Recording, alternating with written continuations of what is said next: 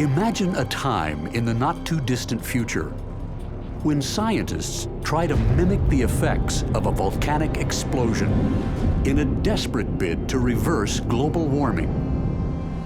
Consider a climate emergency so severe that engineers create a sulfuric sunscreen, hoping to stop the melting of polar ice, hoping to turn back the rising sea and prevent the horrific storms that would send environmental refugees running for their lives.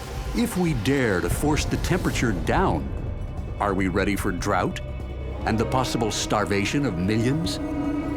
Does anybody really know what will happen if worldwide climate engineering projects get the green light? Just think of spraying sulfuric acid across the sky to block incoming heat, or seeding the oceans with iron dust to trigger massive plankton blooms. This is not science fiction. It's called geoengineering, and plans are on the drawing board right now. Human ingenuity could roll back the effects of global warming. At the same time, it could cause catastrophic damage and spark deadly political conflict. I can get you a war out of that, like that.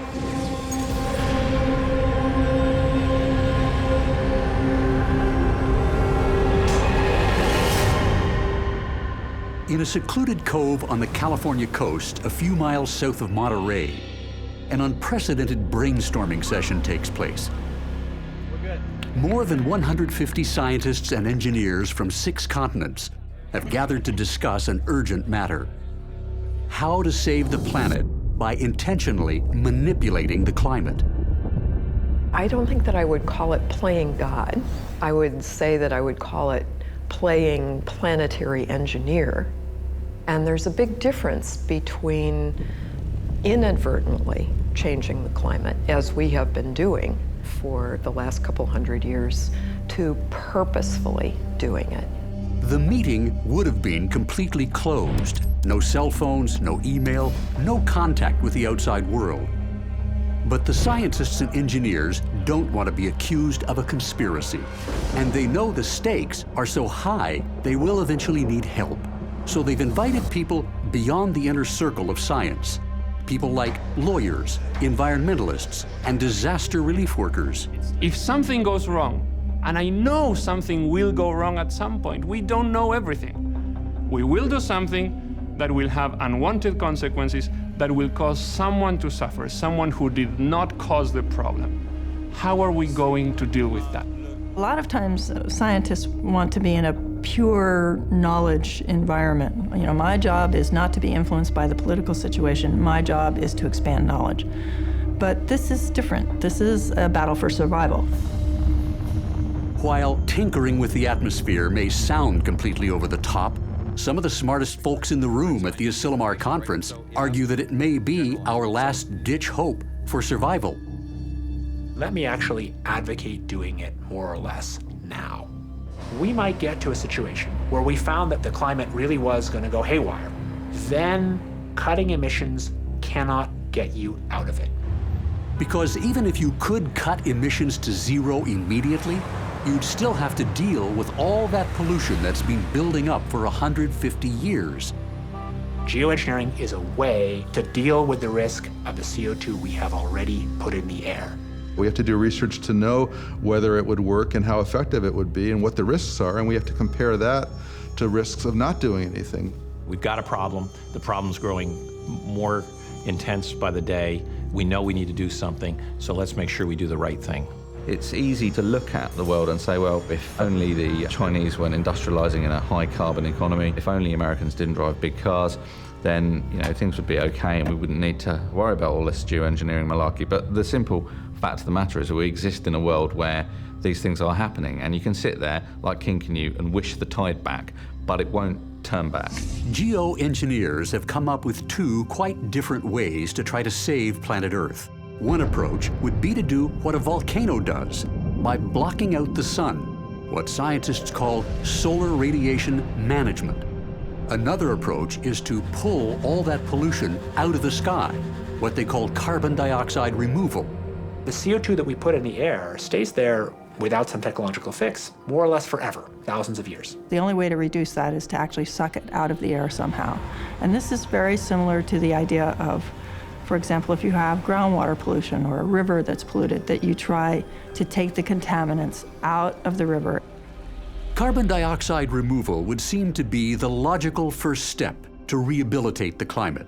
Ocean fertilization ships, for example, could spread iron particles on the sea. Tiny creatures called plankton bloom and multiply because of the iron dust. They gobble up carbon dioxide and eventually die, and then sink to the bottom, presumably taking tons and tons of carbon with them. If that algae then sinks to the bottom in some way, then it's being sequestered. So you can't just pull it out of the atmosphere, you have to put it someplace. But any experiment that might affect the world's oceans would be highly controversial. What if the carbon floated back to the surface and escaped? What if changing the ocean's chemistry affected the fisheries? On land, carbon scrubbers could capture the outside air, including tailpipe emissions from cars and trucks, along with industrial pollution. They would chemically filter out the CO2 for storage deep underground. Air capture is a very benign technology. And then the part where you have to put it somewhere becomes a part that's called sequestration. So if you use geologic sequestration, which is the most commonly thought of way to do it, then we're pumping it thousands of feet underground into an old saline aquifer or an abandoned oil reservoir, something like that. Sounds simple, but what if there were no convenient hole to stick it in? What if you had to pipe it long distance over land? What if a toxic dose of CO2 leaked? Nothing about geoengineering is going to be risk-free. So-called robo-trees could be genetically engineered to inhale carbon out of the sky faster than natural trees do. Artificial trees or enhanced trees, which take in carbon dioxide and produce leaf matter or plant matter from it, stabilize the carbon in that form. But what would happen to natural forests if we planted millions of genetically modified super trees? Do we solve one problem and create another? Even if the carbon removal schemes all work just fine, if we salted the oceans, hoovered the sky, and planted scads of robo-trees, and nothing went wrong, it would still take years to see results, and we may not have that much time. Which is why solar radiation management gets so much attention from the scientists, because it would work a lot faster. Jonathan Latham and Stephen Salter of the UK have developed an idea to mimic what the ocean does when waves crash against the rocks. They want to create a spume, a fine salty mist that would make dull gray clouds above the ocean brighter. When the sunlight lands on the tops of these clouds, about half the sunlight bounces back into space. If we could find some way to increase the reflectivity of those clouds, instead of 50% being bounced back, if we could make it 60%, then of course the Earth will get cooler. Engineer Stephen Salter has worked with Latham to design a fleet of robotic ships that would make the clouds brighter. The basic plan was to modify a concept from the 1920s, a sailing ship with rotary sails. Salter's updated design would use the rotary motion of the mechanical sails to suck seawater into a pipe under the hull, where it would be filtered and pumped up through the mast, and then sprayed upward into the low-hanging marine clouds. Theoretically, if the salt particles were small enough, they would make gray clouds brighter and cause them to bounce more sunlight and heat back into space. The first number you want to look at is what would it take to undo all the thermal damage that's been done since pre-industrial times. We think we could do that with 300 ships. Making clouds 10% brighter could theoretically reverse the warming from a doubling of CO2. The first bit's a lot easier, and then it gets progressively harder as you go on. So less than 2,000 would allow us to have twice the carbon dioxide with no temperature change. If 300 robotic sailing ships could cancel the climate effects of the Industrial Revolution, and 2,000 would counteract a doubling of CO2, what's the downside? Well, for one thing, brighter clouds might not rain as much, so there could be a drought problem, and less sunlight on the ocean could affect the food chain. If there were negative side effects, they could simply stop pumping the salt crystals, and it would all rain out in a few days. All that's being proposed there is that we do what whales have been doing for millennia, just cruising the great oceans and squirting seawater into the air. A cloud's never been brightened with pumping salt into it. So I do think it's a good idea to try and test out that technology. We want to know whether it's even possible. So that's a very small scale experiment. You do it for a short period of time in a small isolated part of the ocean. I don't think anybody thinks that that would have a major impact on the whole global climate with 1 or 2 ships. But the idea of conducting the riskier experiments outside the laboratory, especially large-scale tests in the oceans or the atmosphere, will be a very hard sell politically. David Keith thinks we can't afford to wait. Let's say I want the ability to do this in a serious way in 2040. Doing it in a serious way means you really know a lot about the risks. I think that argument actually says you need to start now doing small field tests and a program that begins us thinking as humanity how the heck we're going to manage the global thermostat. But even if we start now, the risky business of geoengineering begs more questions than science alone can answer. If you could control the climate, whose hand's on the thermostat? What if India wants it a little bit cooler and Russia wants it a little bit warmer? How do we decide? We'll get into a panic, we'll realize climate change has become dangerous, and then we'll immediately start doing geoengineering on some kind of madcap basis without proper research and experimentation, and end up running around like mad scientists with our hair on fire.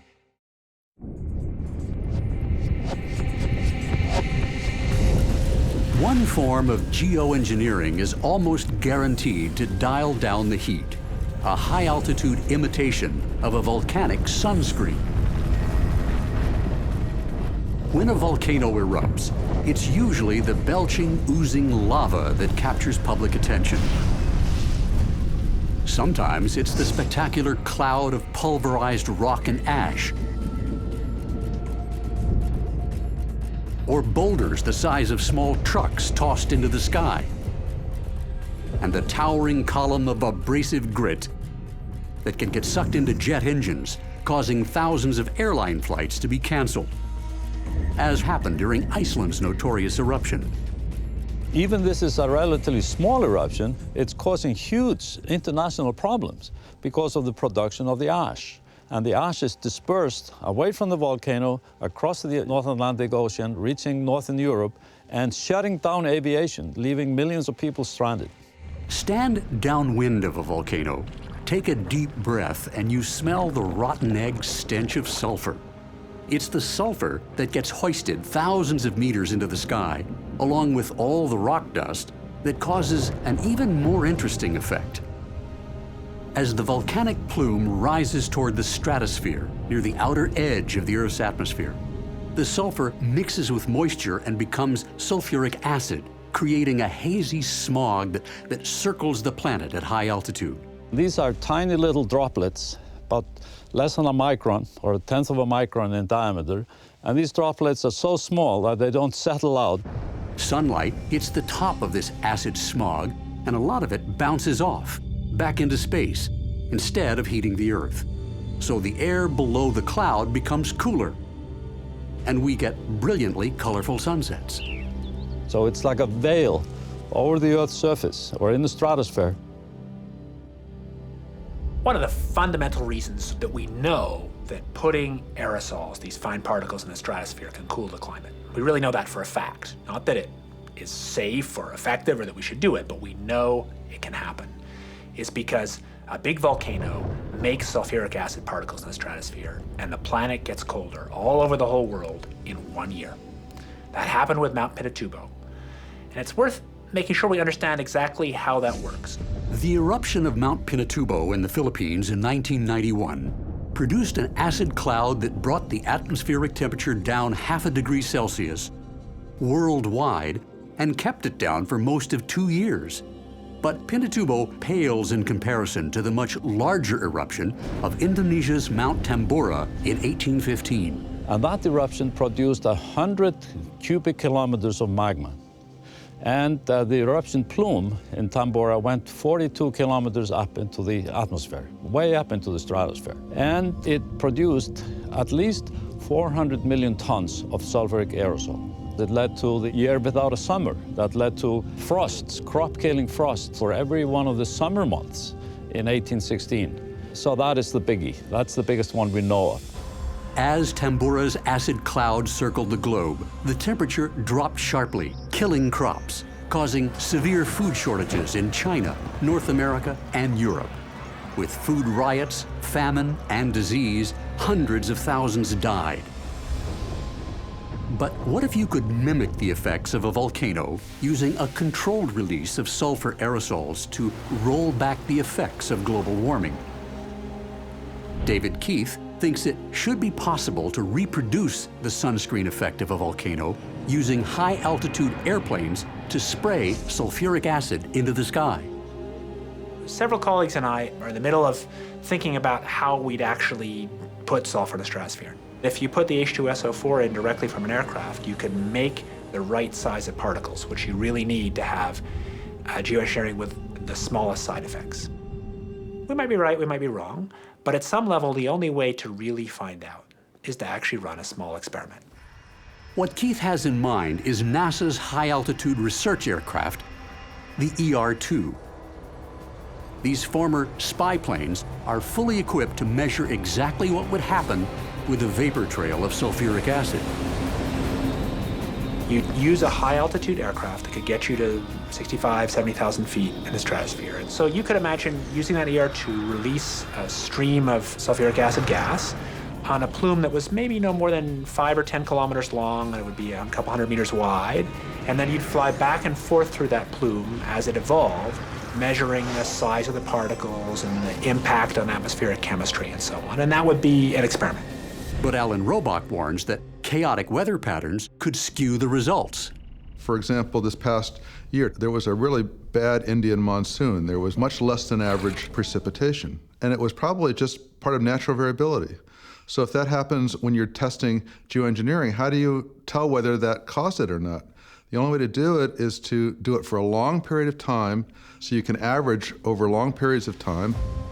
Robach believes spraying acid in the sky is such a bad idea, he can recite at least 20 reasons why we should not do it.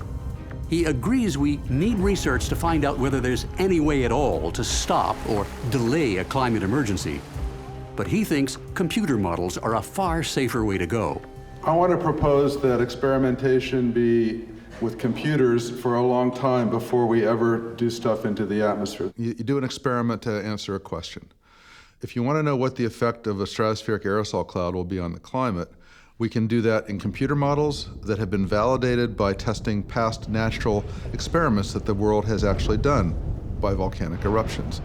For example, computer models have already been used to recreate the climate effects of Mount Pinatubo. So, why not use a computer to predict what a man-made acid sunscreen would do?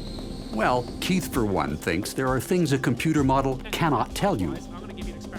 And the only way to find out whether there really is a plan B for planet Earth is to fly up there and try to cool the atmosphere. You would learn stuff from that experiment that you could never learn with certainty sitting in your laboratory. The large-scale environmental impacts of this would be zero, because we're talking about a tiny amount of sulfur, much less than a single big ship going across the ocean. I think that society can make a decision about that with a lot of theory and climate modeling. I'm not sure we really have to test it.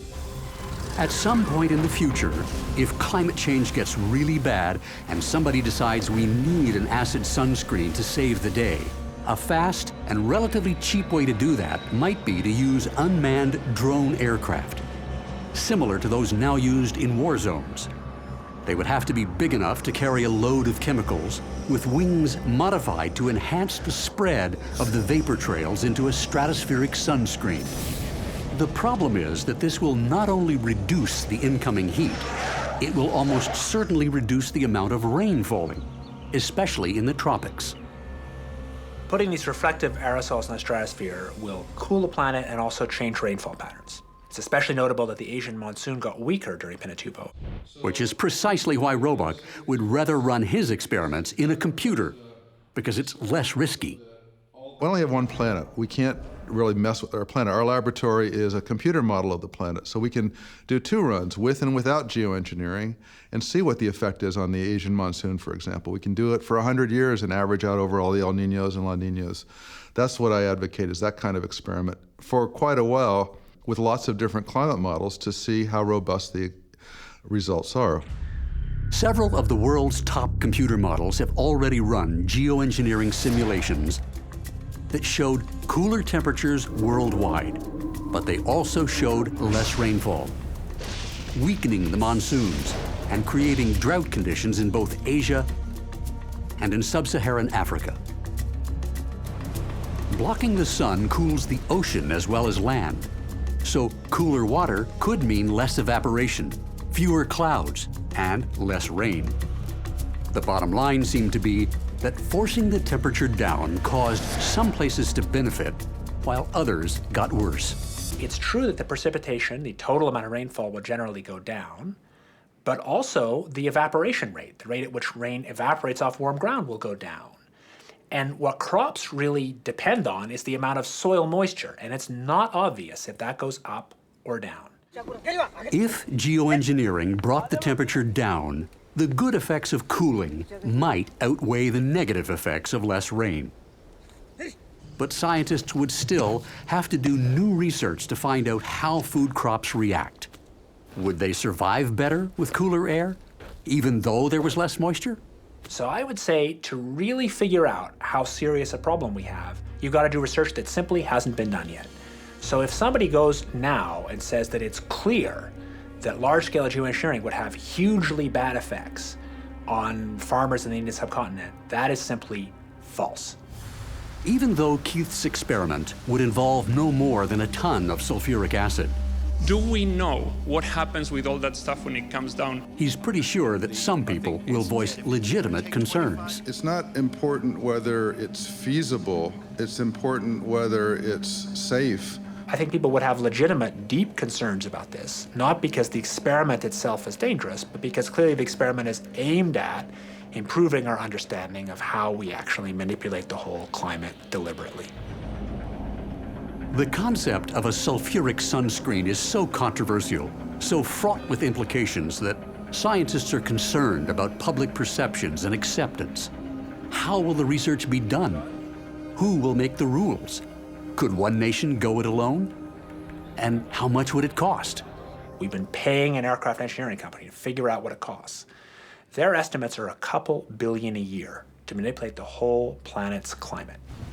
If manipulating the climate would cost only $2 billion a year, with a global economy worth $50 trillion, then the real cost would be dirt cheap if the whole world chipped in. These are technologies that give us enormous leverage over the planet, where once you know how to put a kind of aerosol in the stratosphere, then an incredibly small amount of money allows you to manipulate the whole planet's climate. It gives humans enormous godlike powers. One of the issues with geoengineering is, as David Keith says, it's easy and cheap. I'm not sure I agree with that, but if it's true, that means anybody could do it. And how would we tell if anybody was doing it? For nations that may not have jet drones or high-tech capabilities, there could be low-tech alternatives using balloons. Basically, any nation feeling threatened by the effects of climate change could conceivably take matters into their own hands, forcing the rest of the world to respond in one way or another. What's the ethics of this? What does it mean to our conception of nature? What does it mean to our thinking about whose hand is on the thermostat? That's the debate that we really want to have. Once people learn that you have to do this really scary thing of trying to control the climate, they may say, we don't ever want to go there, so that may even enhance the pressure to do mitigation. Mitigation is the buzzword. We've got to cut back our pollution to mitigate or reduce the effects of global warming. But many scientists here worry that mitigation cannot possibly happen fast enough now to stop climate change. So some form of geoengineering may become unavoidable. What Govinda Bala of India wants to know is who will pay damages if a geoengineering experiment goes sideways. We are all talking about the governance guidelines of how we would go about, and what scale beyond which you need really strict guidelines to proceed with the experiments. But here nobody is, for example, talking about if something goes wrong, who will pay for it? Who will take the blame?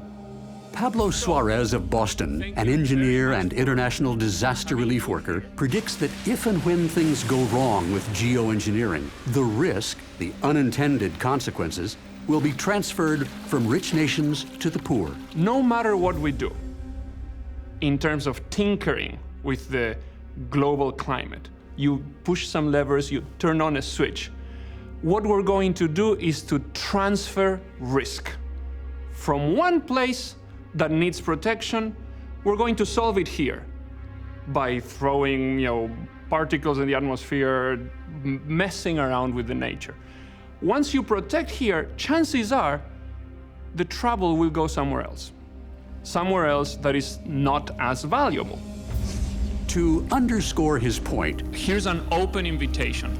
Suarez invited delegates to join him in Senegal, on the west coast of Africa, to see firsthand what happens when you mess with nature to solve a problem caused by man.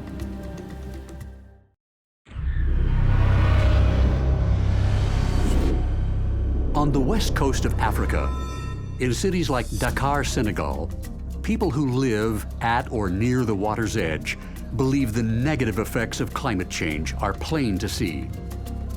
Torrential rains and floods that seem beyond the ebb and flow of normal weather have been blamed on global warming. Some here are convinced a climate emergency has already begun. No event can be blamed on climate change, no single event, but when you are a humanitarian organization and you see that in Malawi, in Senegal, in Fiji, in Peru, all over the world we're seeing all these bizarre things happening that kill people, that make people suffer. If you ask the relatives and the friends of those who died, they're going to say, it's already happened. Now the question is, do we do this geoengineering thing? It's very scary. Geoengineering of a kind has already been tried in Senegal with tragic consequences. 320 kilometers north of Dakar, where the Senegal River flows into the Atlantic near the town of Saint Louis. Over the past several years, people living in the capital of what used to be a French colony, this normally quiet and reasonably prosperous city, had noticed ominous changes in the weather. There are really only two seasons here: hot, humid, and rainy for 5 months, warm and dry with dust storms the rest of the year. In fact, the Sahara Desert lies just beyond the northeastern horizon. But over the last decade, abnormal amounts of rainfall had begun to raise the level of the river. People here were sure global warming was to blame. And because the heart of the city was built on a small island in midstream, local officials worried that monsoon flooding and rising sea levels would soon cause widespread damage and destruction. So in 2004, they came up with a drastic solution to the problem, a low-tech form of geoengineering. From Saint Louis, the Senegal River flows south another 25 kilometers, almost like a canal, hemmed in against the African coast by a long, narrow sandspit called the Langue de Barbarie. The big idea was to slice a hole through the sandspit and drain some of the river flood out to sea just a little quicker. And it did. It reduced the peak flood. But in the process, they really, really ruined someone else. After they cut an opening through the sandbar, the river water did indeed pour out to sea faster. But very quickly, the outrushing flood and the incoming tides chewed away the sand, making the gap wider and wider, exposing the small village of Dune Babadia to the full fury of the open sea. What once was a secure and safe little hamlet started getting hammered by high tides, stronger winds, and vicious winter storms from the Atlantic. It was only a matter of time before disaster struck. Pablo Suarez was part of the disaster relief team that responded to the trouble in Dunbabadia, and he felt it was his duty to come back to the village and explain how the good intentions of officials upstream in San Luis had gone horribly wrong.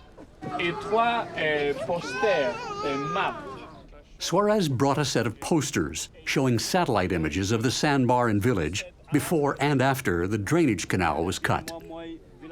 We can see in 2003, there's a very clear, solid, and healthy sandbar.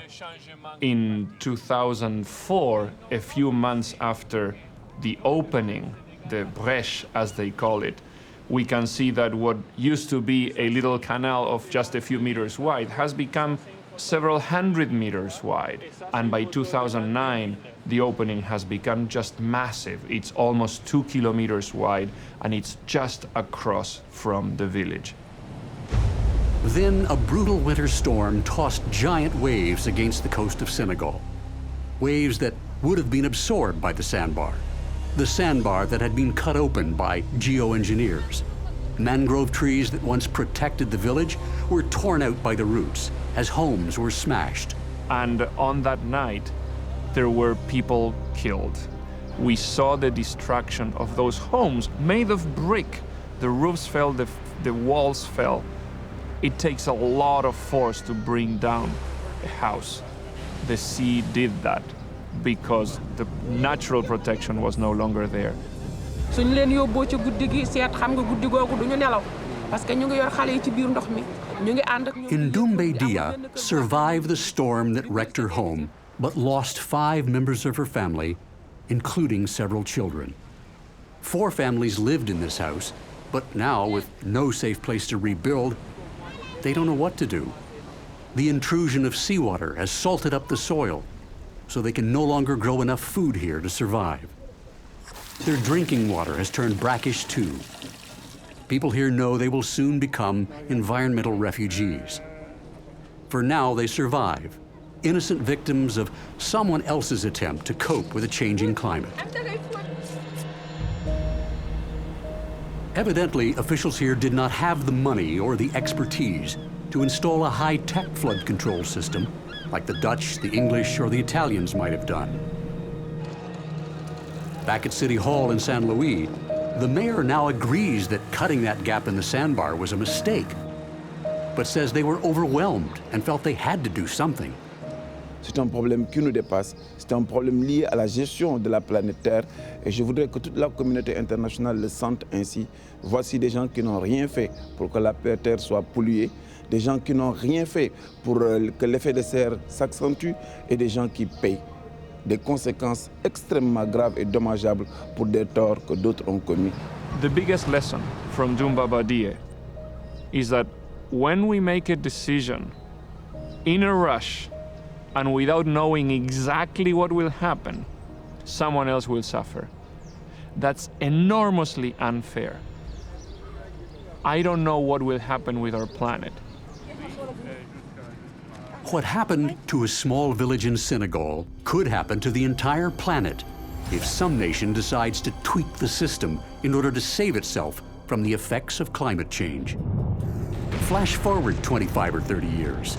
Huge slabs of polar ice are dropping into the ocean, causing sea level to rise at a frightening pace.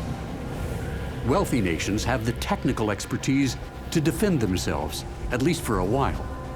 So they're not quite ready to re-engineer the climate. But as global warming takes that rising sea and boils it up into humongous killer storms, poor nations, where millions of people live right at sea level or on river floodplains, are forced to react as their citizens become environmental refugees. The scary prospect of geoengineering looks more reasonable to a country that's trying to defend itself against a hostile environment. Just pick a day 2 decades from now and imagine what could happen. Hypothetically, a flood-ravaged country like Bangladesh might be among the first to take action, according to journalist and historian Gwen Dyer. Here's Bangladesh. It's 25 years down the road. It's probably got 200 million people by now. They're in an area smaller than England, and they are up to their knees in water from rising sea level, and meanwhile the rivers have dried up because the glaciers are gone up in the Himalayas. No food, floods, land disappearing. They stand to lose about 20% of their national area. At this point, I would think that Bangladesh would not be very concerned about the opinion of other countries. We want to turn the heat down now. We're going to do the geoengineering, and they can. So Bangladesh launches its own climate modification campaign. Their plan is to hoist sulfuric acid into the stratosphere using high-altitude balloons. Cheap, easy, and unpredictable. What do we do next? Do we threaten them? Do we threaten them with nuclear weapons? If we do, who can they turn to? I would say they'd probably turn to China, which is going to be pretty desperate itself on that front, and would love to have somebody get out and intervene in the climate, but not take the full responsibility itself. In this scenario, the United States and several European military powers threaten to intervene. Then China comes to the defense of Bangladesh, so there's a temporary stalemate. Spraying sulfuric acid across the sky creates a global sunscreen, which does delay for a while the worst effects of global warming. But just like cutting that hole through the sandbar in Senegal, turning down the global thermostat has unintended consequences. And yes, it does keep the temperature under 2, but it changes the rainfall patterns, and the monsoon doesn't come. So there's a famine. Farmers in India and Pakistan share water from the Indus River system, which is drying up. India controls how much water crosses the border. But the Pakistanis are starving. And they start to threaten the Indians. And the Indians push back, and we're not talking about some piddling little border issue, we're talking about starvation here. Both of these countries have got nuclear weapons. I can get you a war out of that, like that. About a dozen retired 3- and 4-star admirals and generals came out with a report in 2007 that was titled Climate Change and the Threat to National Security.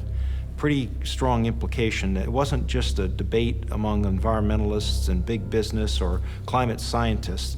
It was rather truly a national security issue that we needed to think. Dennis McGinn, a retired U.S. Navy admiral, confirms that climate change scenarios have become important aspects of military strategic planning. We, from a national security military perspective, viewed the effects of climate change as acting as a threat multiplier for instability in key regions of the world. People will fight amongst families, amongst clans, amongst races, amongst countries, amongst religions. We're not a cooperative species by and large, and we've never been in a situation where we've had to act as a single global entity to save our own skins. Saving planet Earth from the effects of global warming may not be impossible. There are a few optimists left who think we can rehabilitate the climate. But there's one important challenge that would still have to be met: breaking the addiction that caused this problem in the first place.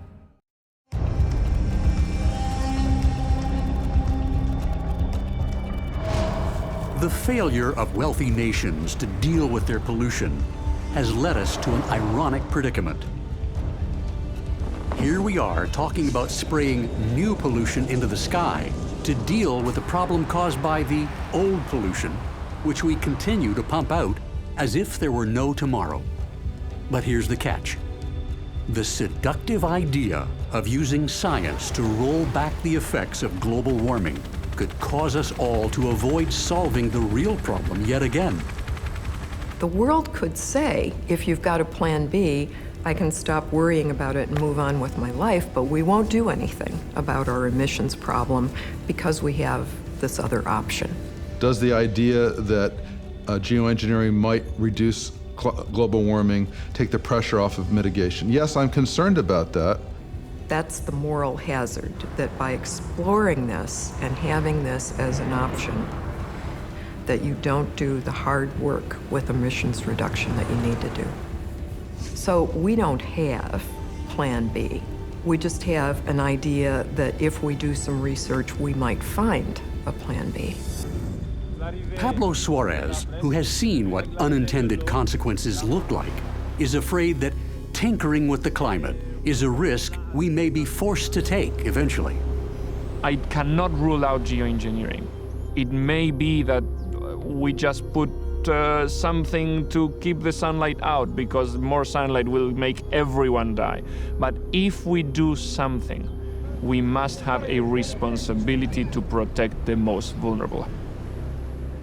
And yet, for those who gathered on the California coast to brainstorm the ideas of climate rehabilitation, a note of determined optimism seemed to prevail in the end. We have had an amazing track record once we clearly understand there's a problem and actually dealing with it, from lead and gasoline to air pollution to the global ozone layer. And I think it really is important to keep approaching the climate with that attitude.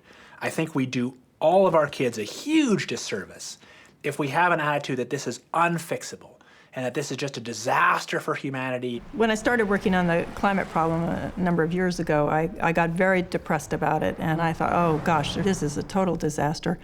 And I went home one day to talk to my daughter and just started letting her know how upset I was and how depressed I was. And she looked at me and she said, "Mom, you have no right to take away my hope." And I have just lived by that ever since. I have no right to take away her hope.